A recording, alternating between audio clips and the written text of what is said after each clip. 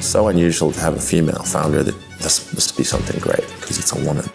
First they think you're crazy, then they fight you, and then all of a sudden you change the world. The company was valued at a total of $9 billion. We might think of those personality types like Steve Jobs as... Do you swear to tell the truth, the whole truth, and nothing but the truth? I do. Now she's facing the prospect of decades in prison for fraud. I don't think you would intuitively grasp damage to so many people. People who had had cancer and then they got the bad results. Theranos investors were nothing but rich amateurs. Like Rupert Murdoch or the former U.S. Secretary of State. Leadership conference with Bill Clinton. It sounds like men were falling to her feet. Oh, you think?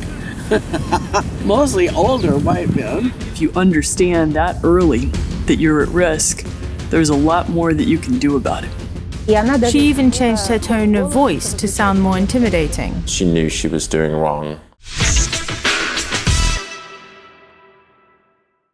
Hello, my friends. Today we'll be focusing on world-famous Silicon Valley. Big ideas, great ambitions, lots of money. Elizabeth Holmes had all that and then some. She came up with a revolutionary blood testing method, which could produce near instantaneous results. Her project received massive investment from several well-known politicians and businessmen. Holmes thus became the youngest female billionaire in history, but then turned out to be the most notorious fraudster in America. You've probably heard this story on the news or watched The Dropout with Emmy Award-winning actress Amanda Seyfried playing Elizabeth. But today you will hear the story of this incredible scam from those who were directly involved, including Elizabeth Holmes' right-hand man, who would expose billions of dollars worth of fraud. This is his first extended interview on the subject. I'll now give the floor to Ilya Yegorov. As a 19-year-old, how do you go about the process of convincing people that you know what you're doing and that you can pull it off?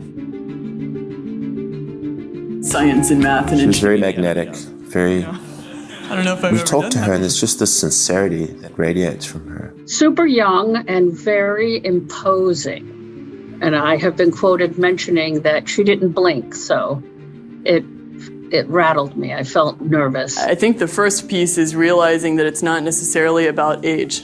And people like Steve Jobs and Bill Gates and the Google guys and Michael Dell and Larry Ellison and others have demonstrated that.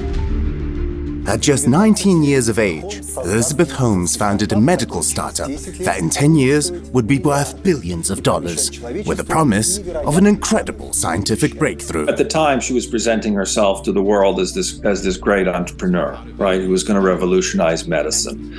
And, you know, we might think of those personality types like Steve Jobs as perhaps being mercurial and difficult, but ultimately being product or business focused. I sleep about 4 hours. Yeah. You know, I feel like the luckiest person in the world every day because of what I get to do. She employed countless gimmicks that made her seem like a real entrepreneur. She dressed like Steve Jobs. She used short, sharp, well-thought-out phrases. It has been proven many times that she even changed her tone of voice, making it lower to sound more intimidating. Our belief is that every person, no matter where they live or how much money they have, has the basic human right to access to their own health information. What was so unusual about her was that she had this extraordinary resource behind her. And was not really running it as business. She was really running it as a personal enterprise. I think that there are charismatic people who attract based on their personalities, and others who build such an attractive persona, and also media and maybe a whole entourage is also furthering that persona. So Elizabeth Holmes, I believe, was one such case. Miss Holmes, please raise your right hand. Do you swear to tell the truth, the whole truth, and nothing but the truth? I do. Federal officials have reportedly launched a criminal investigation into blood testing company Theranos. We're going to take a closer look at the case against Elizabeth Holmes. Elizabeth Holmes was riding high, the world's youngest self-made woman billionaire. Now she's facing the prospect of decades in prison for fraud. Our business correspondent. If you describe the story in the abstract, I don't think you wouldn't necessarily think would be affected as deeply as they were. She was secretive. She cultivated a certain mystique. The dynamics of power is that you maintain mystique, unpredictability. Don't know when the enemy is going to strike. And she really understood power very, very well as showmanship and how to be an actress. I know many, former Theranos employees, and a lot of the stories are somewhat like Adam's in the sense that really people really devastated. This Steve Jobs in a skirt, though in fact Miss Holmes preferred to wear pants, was known all over the world. Her medical startup Theranos was touted as the next big thing after Apple, Google, and Facebook. Holmes claimed that her company was capable of providing instantaneous blood test results. Within 10 years, Theranos amassed $700 million in investment. Its board of directors included 2 former US Secretaries of State. By 2014, the company was valued at $9 billion. And even in faraway Russia, where the name Holmes had only been associated with a famous detective, many people were stunned when the incredible success story of a female entrepreneur turned out to be nothing more than a fraud. Last year, Elizabeth Holmes was sentenced to 11 years in prison. In this video, the truth about her path from visionary to fraudster is told by the people who knew her best, including the person who exposed her in court. I'm John Ioannidis. I'm a professor of medicine and of epidemiology and population health at Stanford University. Professor Ioannidis was the first to question the scientific viability of Elizabeth Holmes' startup. I'm Phyllis Gardner. I'm a professor of medicine here at Stanford University. Holmes turned to Phyllis Gardner for advice back when she was studying at Stanford, and Gardner tried to talk some sense into her ambitious student. Her invention simply wouldn't work. I have a PhD in chemical engineering from Stanford University, which is where Elizabeth went. Ann Kopf-Sill was offered a job at Theranos by Holmes in person. But at the very first meeting, Dr. Kopf-Sill saw that the startup was nothing but smoke and mirrors. My name is Joseph Hughes. I'm an inventor, principally in the pharmaceutical business. I live in Middle Tennessee. I'm a named inventor on about 50 U.S. patents, principally relating to oral drug delivery. Joseph Fewers, a friend of the Holmes family, and his father, Richard Fewers, a holder of many medical patents, provided vital information to the journalists who exposed Holmes's fraud. I'm Cheryl Gaffner, and I worked at Theranos, Inc. for a little under a year. Gaffner joined the startup as a simple secretary, but soon she was transferred to an HR position in charge of staff's leisure activities. My name is Adam Rosendorf. I'm a father of a beautiful 5-year-old girl, first and foremost. I'm a physician. I graduated from Mount Sinai Medical School in 2000. I've been working in clinical pathology since 2005, so for 17 years. Dr. Adam Rosendorf was a key employee at Theranos, and some years later, he became the key prosecution witness against the founder of the company. This is the first big public interview. Oh, hi, how are you? Yes, I'm available for interviews with the press and with media outlets regarding the strangest tale that was ever told, an important story for the future of responsible business and healthcare in the United States. My parents, my father and stepmother, Richard and Lorraine, were neighbors with the Holmes family for a couple of years in Washington, D.C. And my stepmother and Elizabeth's mother, Noelle, were very close friends. Elizabeth's father had been a senior executive with Enron. One doesn't know exactly what the circumstances of his dismissal or quitting of Enron were. Nothing good happened in the executive branch, in the upper levels of Enron. It was all sick and tainted, just like Theranos was. Her parents were,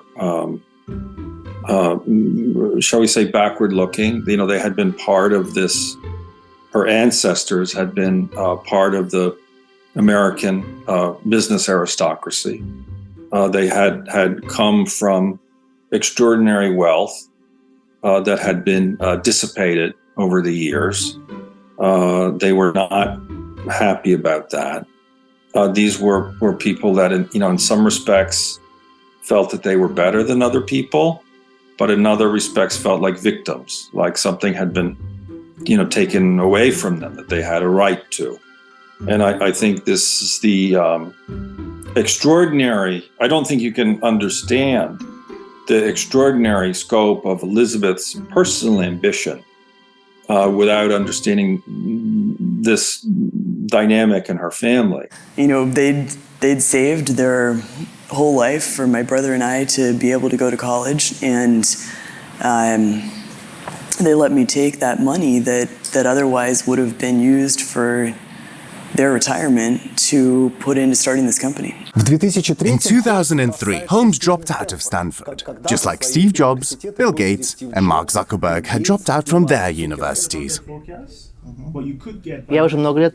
I teach a course on venture capital at Stanford School of Business, and a third of my students want to become venture investors, while the rest want to create their own startup. Sometimes they come to my office at Stanford, but I've never had a student who would come to my office who would be telling me about their startup idea without the indissoluble confidence that they are going to change the world. I think that for being a leader in a company, I wouldn't hold it against her, the fact that she dropped out from Stanford. I think that Stanford is a great place. It's very exciting, but some people may be so smart and uneasy to settle that they want to try their own hands and their own luck. When I researched all the unicorn founders, there are approximately 2,500 of them in the US. I saw that a very small percentage, only about 50 people, are dropouts. They had been enrolled at some big universities, such as Harvard, MIT, and Stanford, but instead of graduating, they founded their startups. In fact, there are very few of them, so I don't recommend dropping out to my students. Theranos is a combination of the word therapy and diagnosis, all sorts of tests on that single drop of blood. I was walking by their headquarters because their headquarters are where I live. They're in my neighborhood. So I came across that very interesting name that had a Greek feeling in it. I know Greek. It reminded me of Tyrannos, which is tyrant, or Thanatos, which is death. Of course, her ultimate commercialization was not a therapeutic. I mean, it was a diagnostic, but not a therapeutic. But she kept the name. As a freshman, Holmes won the right to do laboratory work with the graduate students, and then to become an intern at the Genome Institute of Singapore. In Singapore, Holmes studied blood sample analysis to find traces of the coronavirus SARS-1, but not the one you're thinking of. That pandemic broke out in 2002 in Southeastern Asia. As she herself told The New Yorker in 2014, this complex process of taking blood samples made her consider its technological optimization. Over the course of the last 11 years, we've made it possible to run any laboratory test for anywhere from 50 to 90% comprehensive laboratory tests from a tiny sample or a few drops of blood that could be taken from a finger that traditionally have to be drawn from an arm and replaced it with the nanotainer. So somebody that was an advisor to her company, I also knew. So that person just suggested that I be a consultant at Theranos because I did have expertise in moving fluids around and making a product for a diagnostic application, that used one drop of blood. I definitely thought they needed at least 6 months to figure out how they were going to get the blood into the device and make the product. So perhaps Elizabeth just didn't want to hear that kind of information. So I never consulted for them in the end. I was pleasantly surprised to see that they were trying to disrupt healthcare, that they were planning to use massively technology that could test 100 times more blood tests in 100 times less volume, 100 times faster, 100 times less cost. In principle, that seemed very exciting. I said, well, perhaps I can run all the blood tests that we run in our studies in my team, and that would be an amazing way to collaborate. So I started trying to see what they do in terms of science, and I realized that they had no science to back this up. They had not published any peer-reviewed papers that would describe in a way that other scientists would understand what exactly they're doing. She talked to 100 people. Many of them would be like, this doesn't sound right. But if there's a few people that are like, oh, isn't this interesting, this is wonderful, I love your idea, she'd just keep talking to them, just keep.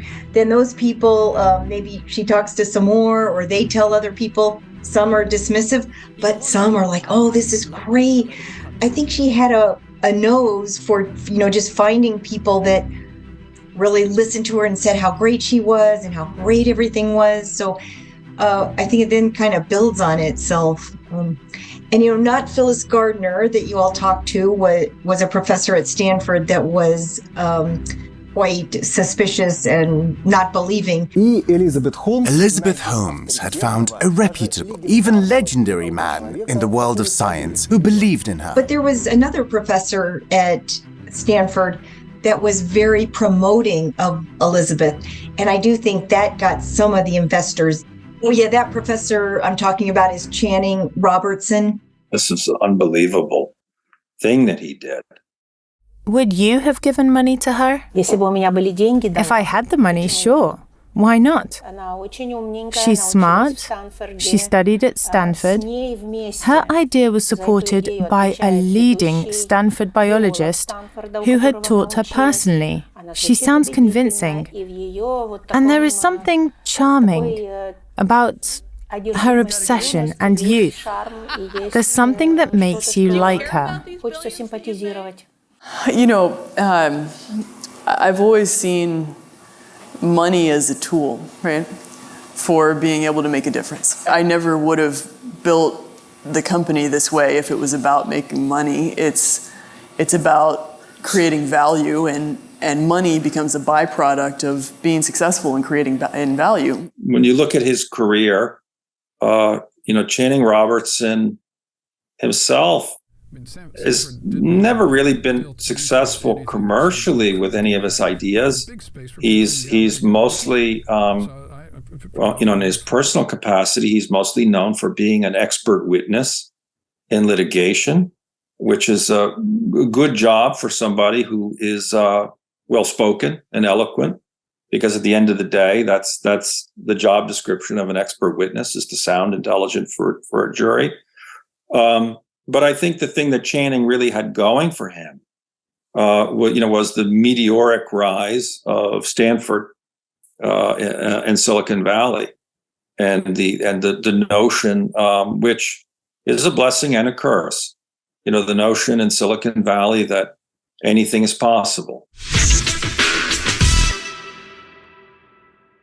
We're a private company, and we have a very small investor base because we like being a private company, and we think there's a lot of advantages in it. We think that we can do things. It's not what you know, it's who you know. This saying, allegedly by John Rockefeller, perfectly illustrates Elizabeth Holmes's business practice. In 2011, she met former US Secretary of State George Shultz.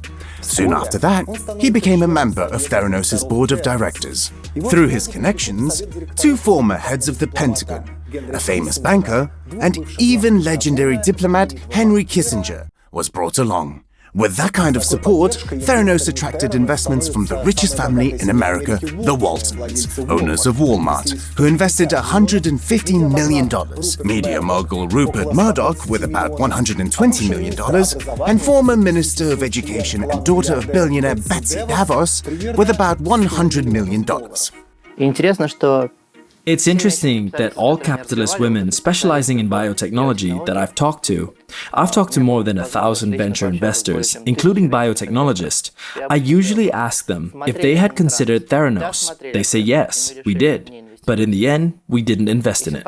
If we look at all the investors in Theranos at the later stage, actually at every stage, 2 years after they had raised their angel money, they were all non-professionals. They could be famous, like Rupert Murdoch or a former US Secretary of State, etc.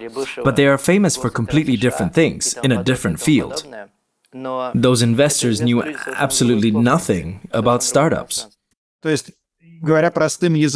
Simply put, Theranos investors were nothing but rich amateurs.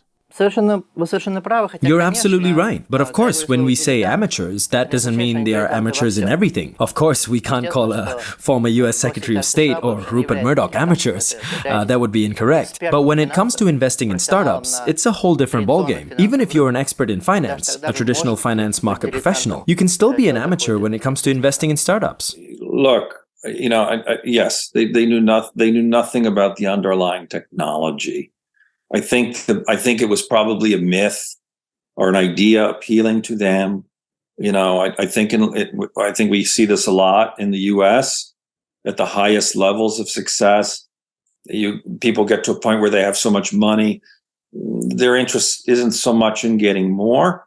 It's being involved in things that they think are prestigious or neat.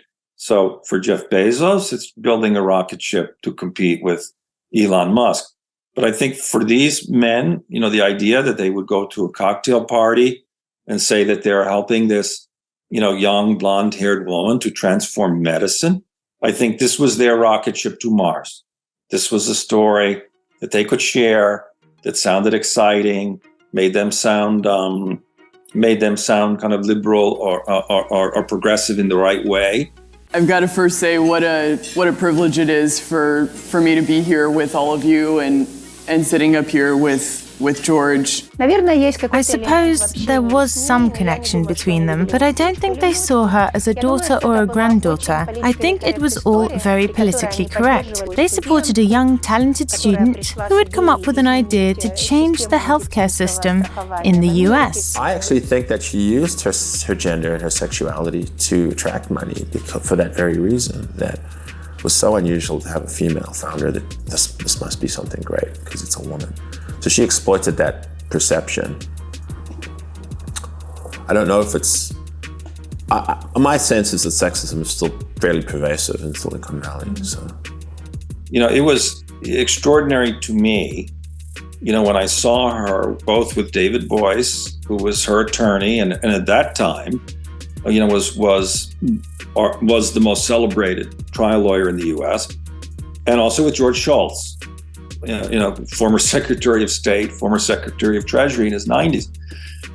She was remarkably comfortable with both of those men in a way that, to me, I can only characterize it as bizarre in the sense that she would very comfortably invade their personal space, be very close to them in a way that we wouldn't typically see in America. In fact, you just wouldn't see in American business culture, particularly from a young woman.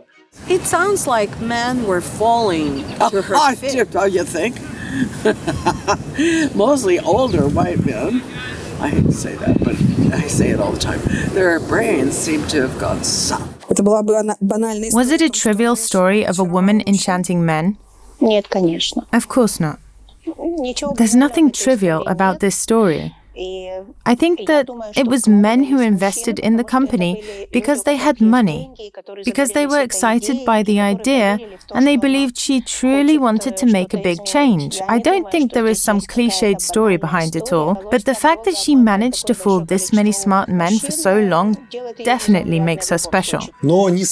But neither Holmes's connections nor her charm could have transformed Theranos from a startup into a company worth $9 billion without the idea of a quick and cheap finger prick blood test that hit the sore spot in the American healthcare system. People don't even know that they have a basic human right to be able to get access to information about themselves and their own bodies that can change their lives. Every person should have the ability to get that type of test, because if you understand that early that you're at risk, there's a lot more that you can do about it.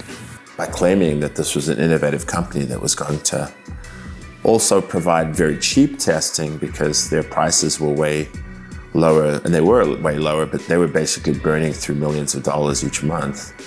Let's give this story some context. What was going on with American healthcare at the time? Why was it important? American healthcare hasn't changed much since then. First of all, it's extremely expensive. It's more expensive than in Europe, for example.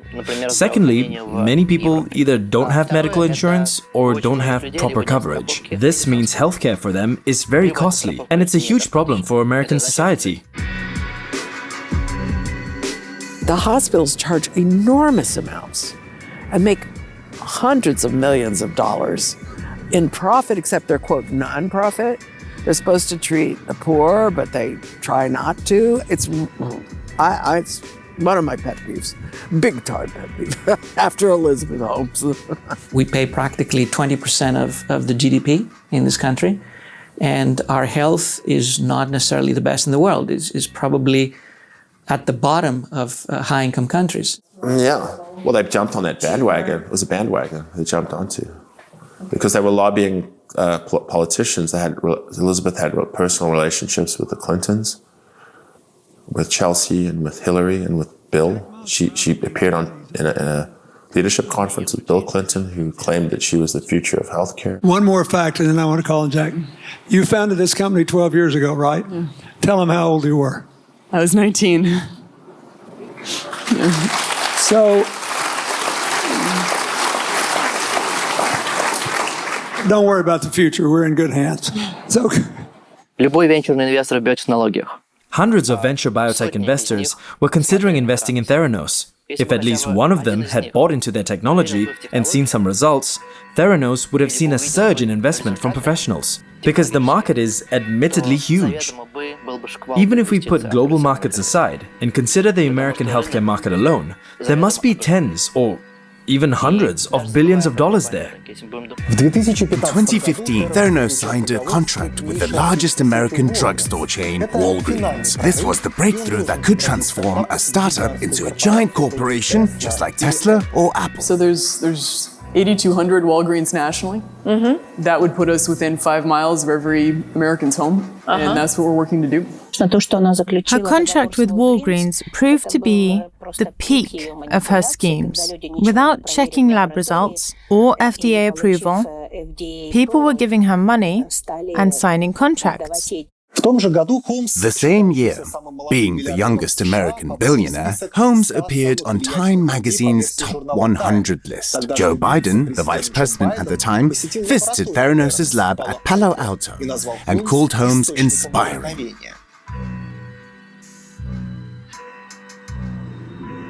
There was only one problem. Theranos' main brainchild, that wonderful device, a mini lab that could process tests on the spot, was actually a dummy. Out of 200 purported tests, it only did 15, all of which were inaccurate. This device, named Edison, after the famous American inventor who used to say, "I have not failed, I've just found 10,000 ways it won't work." So we codenamed our product, what started as that patch, the Edison, because our premise was we will fail over 1,000 times until we get this thing to work, but we will get it on the 1,001st time. And I think that mindset has really guided so much of what we've done, because there's a determination to make it work no matter what. I kept asking, like, oh, what's your invention? You know, how are you going to do this? What's the key thing? And I can't remember what she said, but it was all very vague, you know, just, oh, we integrate the parts and this. I would not have been able to draw a picture at the end of lunch of what they were doing. So for me, it left an impression that they might not have anything, or there was just no way to know. She, of course, claims she needed to be secretive. But I was like, look, you know, if you want me to help, you got to tell me what you're doing or what it is. It ran a set of well, we had two versions of it, I think, at that point. There was the 3.5 device, which ran a set of immunochemistries, and then there was a 4-series platform that we were working on that could run a broad range of test methods. Does look like a printer. I think she didn't have the chemistry right. She clearly, that machine wasn't working. Do I think someday somebody might be able to do something? I don't know. But sure as wasn't working. And she was getting, you go in, you get a finger stick, in a few minutes you'll get your result. That's not true. We have been, for example, proactively submitting every single one of our tests to FDA because we believe that it's so important in terms of a quality stamp. I mean, I think about it as my mom goes to get a test in one of these locations. I want to know every single time that that data is flawless, no matter what. The FDA approved only the herpes test, which was presented by Theranos as a grand victory, but in fact was only a Pyrrhic one. They had them all in a basement downstairs. They looked like Apple Macintoshes, except they were black. Most of them, they were all running fake protocols that my friend Michael Craig wrote, fake software. Summer of 2013, Sonny said that there were going to be banks of Edisons running 24/7 and banks of mini labs, and they would be churning out data. And he also called the Siemens instruments clunkers or dinosaurs because he was convinced that their technology was so much better. But actually, I came to learn later that the demonstrations were faked to investors and to the board. And the Edisons themselves were very prone to breakdown, had very narrow heat tolerances. Pipettes would break. You had to take 6 measurements and average them to get anything near an accurate measurement. All kind of dripped into my consciousness bit by bit. When investors were getting a little nervous and the projects weren't coming in the same time frames, she would just remind them that this has never been done before and that real genius takes time. But we're so close. I would hate for you to not get in on the bottom floor with this because this is going to take off. And you will be wealthy individuals, but just hang in there. We're almost there. I drank the Kool-Aid like so many others had done, including Kissinger and Schultz and members of the board and multiple investors. They raised almost $1 billion from really quite naive investors who hadn't done their due diligence, and also pulled the wool over the eyes of the patients. And later on, the Arizona State Assembly, because they lobbied to have lab testing be available to patients without a doctor's order. Giving people the right to obtain a laboratory test will, by definition, begin the process of enabling them to engage in their health.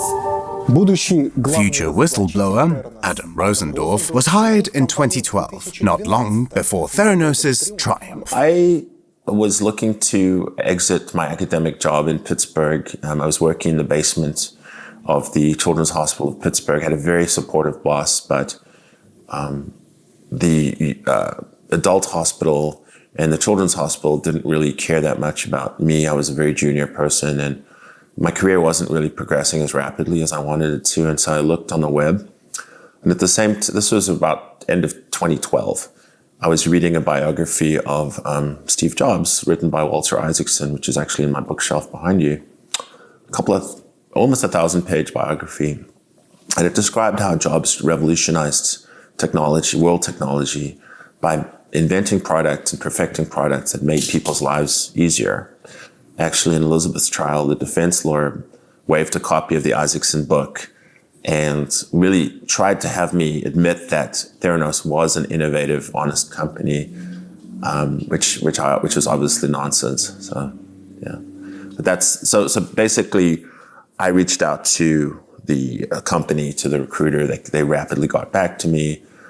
Within a couple of weeks, they invited me out to California. It was the deep depths of winter in Pittsburgh. Snow was up to my knees. I couldn't hardly dig my car out of my driveway.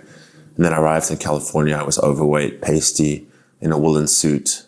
And I arrived there, and there were rolling hills and a beautiful glass and cement building, but no labels. It was just a small sign that said Theranos with their logo. And there were 2 security guards in the front, and they made me sign a non-disclosure agreement right away, which was weird because I knew nothing about the company. I wasn't there to steal their secrets. And I'd reviewed some patents that Elizabeth and her colleagues had filed, and they were interesting to me.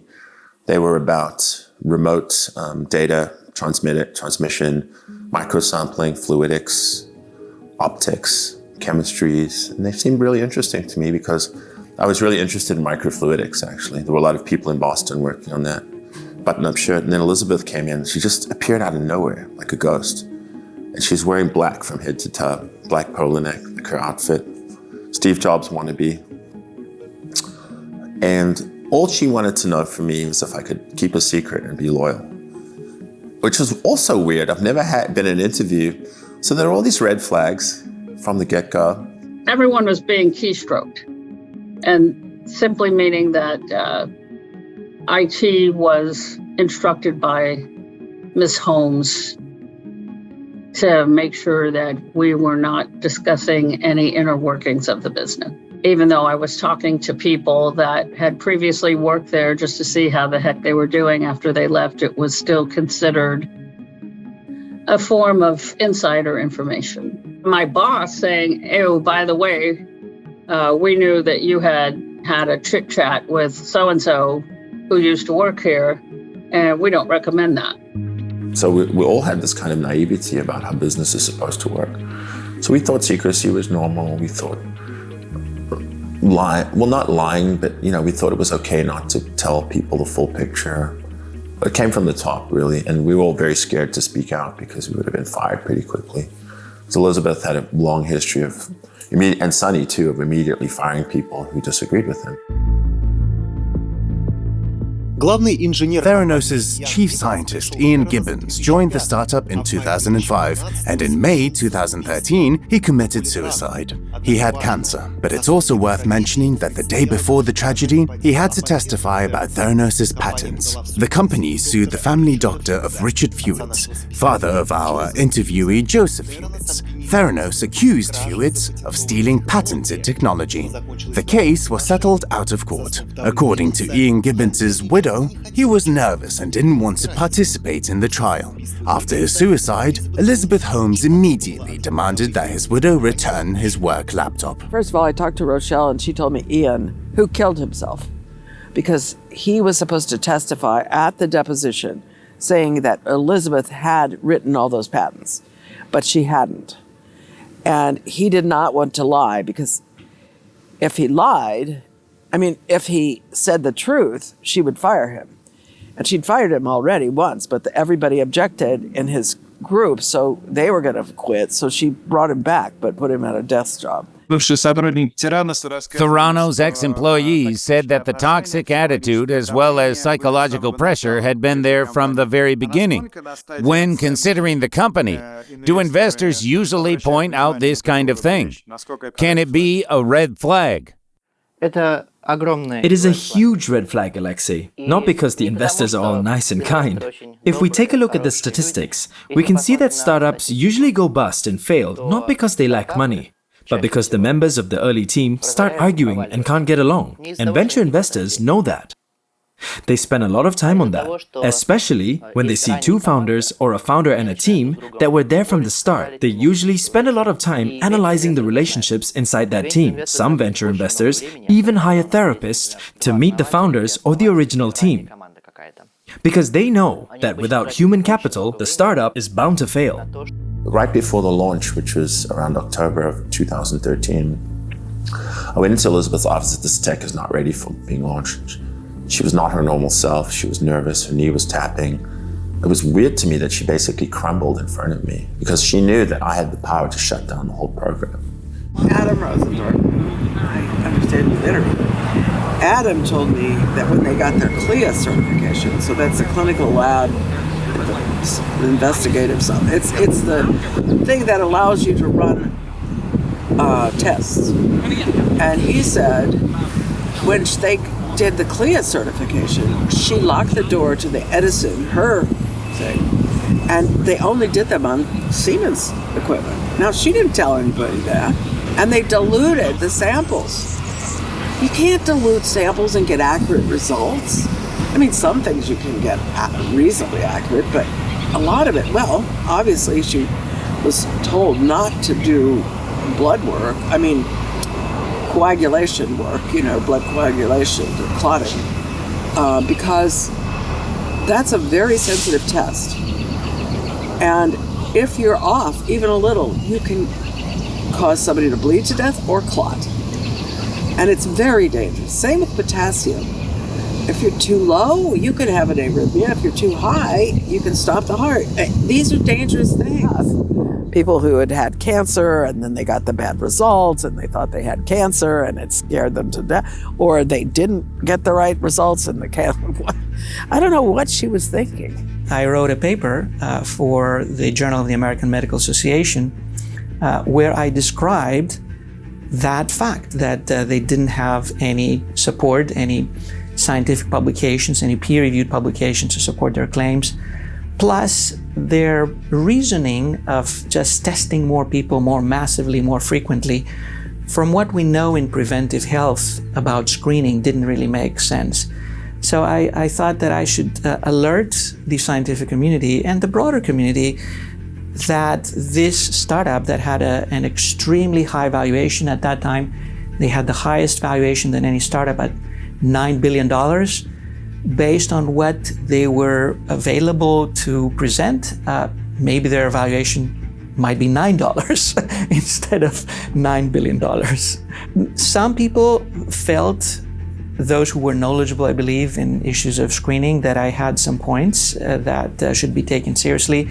Many people distanced themselves because they felt that I was attacking the heart of Silicon Valley, the top innovation that was the landmark of this whole area.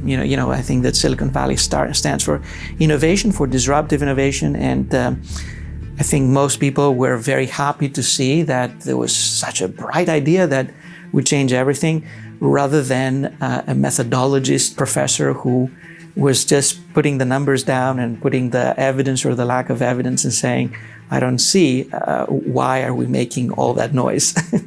And then as time wore on, it became clear that the tests weren't reproducing. So you do consecutive tests on the sample, you get different results, which would freak me out. Pregnancy tests not working. Guys, you got to stop the brakes. And then they would get back to, that's good, we fixed it, and I would believe them, I would trust them. If you don't trust people in life, you're screwed, because you can't go through life not trusting, right? But they were portraying that trust. Excuse me? Sorry, yeah. No, but that's classic.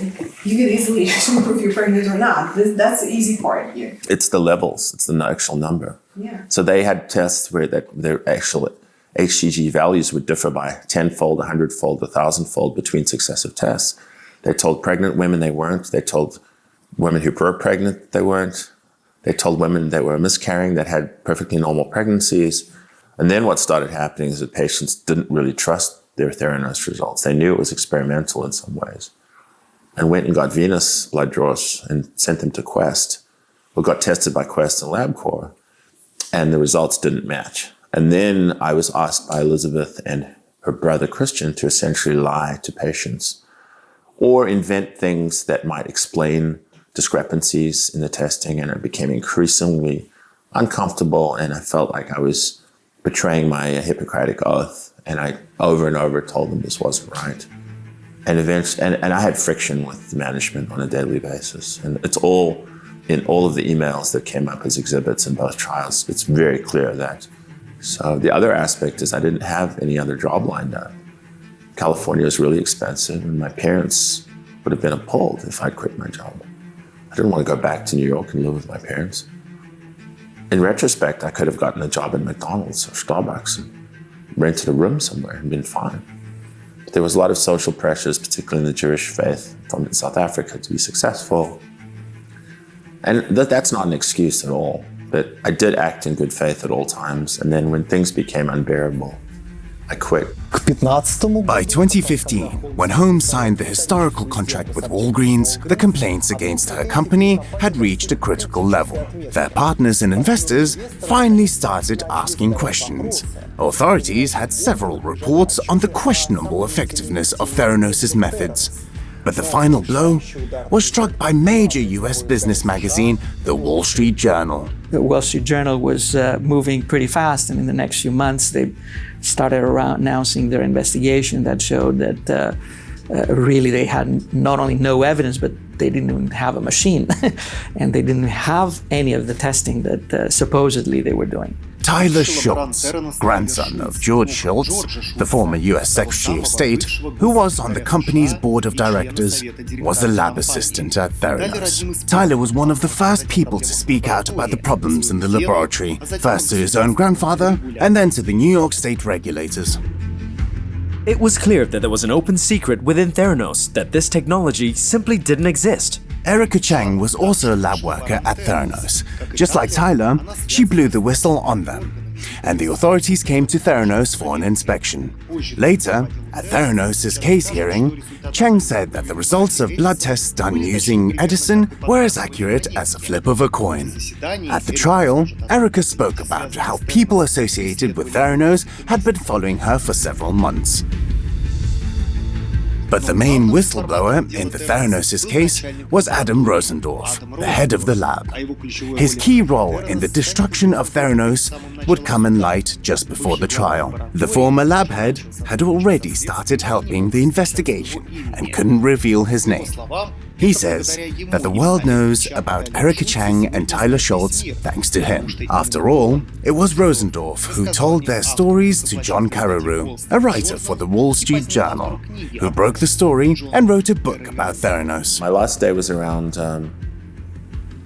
Thanksgiving of 2014, and at that point, Sunny and HR Mona Ramamurthy, who now has a very big job at Google, started to threaten me because they had seen that I'd forwarded myself a couple hundred emails to protect myself in the event of that shit would go down, you know, which it did, because I knew that this wasn't going to end well, particularly towards the end. And then started the phone calls, the emails, the texts, the harassment, the voicemails. Boyce Schiller got involved. David Boyce has represented Harvey Weinstein, which is disgusting. Known sex offender, Big Tobacco he's represented, kills people. And actually Boyce was Elizabeth's personal lawyer as well as the company lawyer, as well as being on the board of directors. And then he said, "Do you mind staying on?" And I said, "No, it's not worth my reputation to stay on." And he said, "Oh, it's not worth my reputation to keep you." And then he ushered me into another room and had the HR lady, Mona, come to force me to sign affidavits and statements that I wouldn't leak any information to anyone, because it was all cover-up. And Sonny said, "Look at this guy, he's a pizza maker. He just came in from the street." The whole effort would have not even wouldn't have launched if it hadn't been for my work. And I wanted to shut it down, and they knew that. I quit, and then I blew the whistle to the Wall Street Journal. So, you know, around the time when I left, Elizabeth wanted to bring Ebola testing into the lab, and I was the last one to know about it. It's a biohazardous BSL-4 or 5 pathogen. I sent her an email and said, "I've heard that you want to bring Ebola into the lab. Why didn't you tell me? We're only a BSL-2, which is like a hood and a mask, you know, and a gown." "Oh, there's many departments at Theranos, and you don't really need to know what we're doing," she says to me. And I quoted in the first paragraph because he could not publish that article unless he had attributed quotes. And nobody would give him quotes with attribution. They were afraid of being sued by David Boyce, who was viciously going after everybody. So I said to John, "You can't sue me if I tell the truth." He said, "Right, you can't sue for the truth." So I said, "Well, what do you want me to say?" He said, "Well, what was her knowledge in engineering and medicine?" And my quote was, she had a rudimentary knowledge of engineering. She was 19. And no knowledge of medicine, clearly. The day the article was published, Elizabeth Holmes made a statement on the business channel CNBC, but she failed to justify herself. With every question, her genius disappeared into thin air. Which is why I think it's important that we speak to Elizabeth Holmes, the founder and CEO of Theranos, who's coming to us this afternoon from Boston, where she's attending a meeting of the Board of Fellows at Harvard Medical School, to give her a chance to answer the charges raised in the article. Ms. Holmes, welcome back to Mad Money. It's great to be here. Thank you. This is what happens when you work to change things. And first they think you're crazy, then they fight you, and then all of a sudden you change the world. And I have to say, I personally was shocked to see that the Journal would publish something like this when we had sent them over 1,000 pages of documentation demonstrating that the statements in their piece were false. Even Elizabeth's tone of voice was changing. As usual, she was trying to speak in a low voice, but at the end of the 10-minute interview, she lost her nerve. When we launched our services in 2013, we put on our website that we do venous testing. So blood draws from the arm the traditional way. And starting in 2015, we announced, and it was published in San Francisco paper, in Fortune. I talked about it in an interview I did with Forbes. After the company was started to be investigated, they hired a law firm called McDermott, Will & Emery, who essentially helped Theranos destroy a laboratory information systems database, or has been accused of doing that, which would have proven beyond a doubt that the results were inaccurate.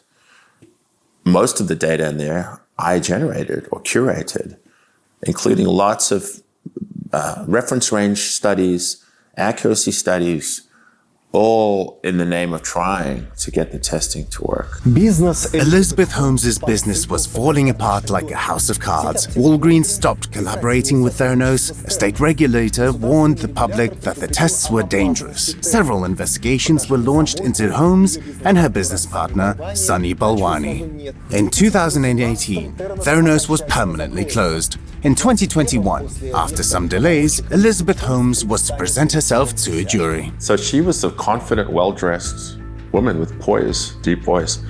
And at the trial, my thoughts were her hair was ragged and disheveled. She sat bolt upright the entire time, and she shot me some really dirty looks, daggers, as if to say, how dare you? How dare you say these things that are lies?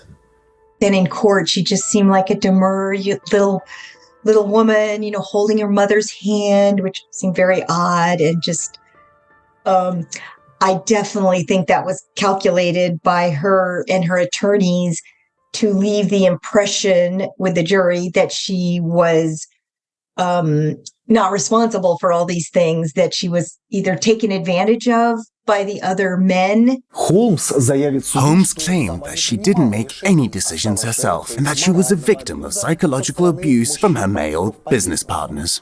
It is offensive to people like me that are women that do real technology and real things, that she gives that impression that she's in charge when she wants, but then when she needs to defend herself, she's like, oh, men made me do it.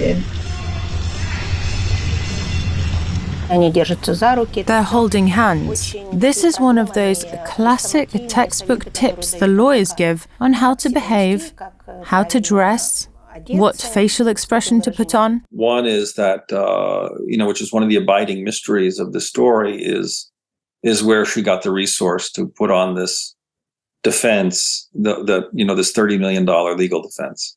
I'm not making the $30 million up. I mean, that was described in her in her papers in connection with sentencing. I had various bizarre things like lawyers turn up on my doorstep from wanting a civil deposition, stuff like that. So it was awful. My doorbell malfunctioned. One morning, I thought that somebody was coming to get me. I think it was impossible not to have some degree of paranoia because Theranos claimed to have very close ties with the U.S. military. And there were drones. The U.S. military has kind of unlimited surveillance powers and power, military power, and power to detain and to kill. And it was all fake. Elizabeth did have a relationship with Mad Dog Mattis, who testified in her trial, and with Gary Roughhead, a naval commander. He was a decorated war veteran and then was serving on the board. At one point, he asked her a very particular question. I'm sure somebody gave it to him, and it said, like, which national authority, a regulatory authority, has approved the Theranos product? And Elizabeth wrote back a 17-paragraph email. Many paragraphs were just a sentence. But in my opinion, I'm not a regulatory expert, but for what I know, there was nothing in that was a lie. But everything was just so close to, misleading. Just the way she used words, you'd think, oh, they've got that approval. Oh, great. Oh, they have this. She would talk about how she'd met with the head of the FDA. So you'd think, oh, okay, she's doing the regulatory thing. Everything was just left you with the impression that they had done all the right things with regulatory, but they hadn't. On November 18, 2022, the U.S. Court for the Northern District of California sentenced Elizabeth to 135 months in prison, more than 11 years. In addition, she has to return $121 million to her investors. The federal sentencing guideline, the sentencing guidelines we have in the U.S., they will necessarily imply a sentence of that nature when such large amounts of money are involved. So I in that sense, I was not surprised. In other words, I knew that if she were guilty, that she would be facing a sentence of that magnitude. The 11 years plus something was at the very, very bottom. It was the lowest that he could give that was in the sentencing guidelines. So it was on the low side based on those calculations. Tried to flee to Mexico, got pregnant twice. One-way ticket to Mexico, to a wedding. Who gets a one-way ticket to a wedding? Don't you think their pregnancies were like planned? Oh, very strategic, because the first one was she became pregnant shortly before the trial started, a few months, I think. And the next pregnancy was shortly before sentencing. And I don't think her pregnancies really factored into Judge Davila's sentencing decisions, but one never knows. As far as I know, she was divide and conquer. Kids and marriage was certainly not part of that agenda. I don't know why she thinks that people don't go to prison with pregnancies. Ask all the pregnant women in prison. Were there people that were supportive of Elizabeth? Yeah, definitely. There's people that think basically that she tried to do a big idea and have a big company, and then it just didn't work out. And there's, thousands of examples.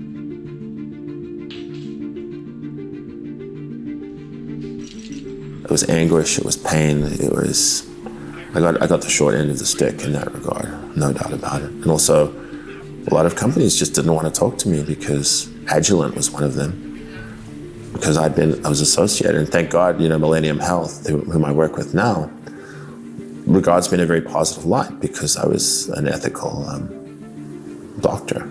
They haven't penalized me at all for my association with Theranos. I think she is a psychopath, and I think that's actually, I think that has also, I think that played both in her ascendancy and in her downfall, because I think that this is a person that could have backed things up. I think if she had taken some responsibility early on, I don't think she'd be looking at 11 years. She had, I think she could have done 2 years and been done with this and been a mother to her kids. But I don't think she's capable of choosing to do that, because I don't think she's capable of accepting responsibility for what she does. Not only patients, but also, you can see on the internet, she was suggesting her system as a diagnostic for children, and specifically autistic children. And that, to me, is just extraordinary thing to do. So no, I don't feel sorry for her. I just don't. Judging by the range of symptoms we can find in the DSM-5, a psychiatry manual, she is likely on the psychopathy spectrum. She is probably a psychopath. This means that she has a disruption in the part of her brain in charge of emotions. The primary and most basic emotion that keeps us alive is fear. People with psychopathic disorders don't experience fear, and they don't recognize it.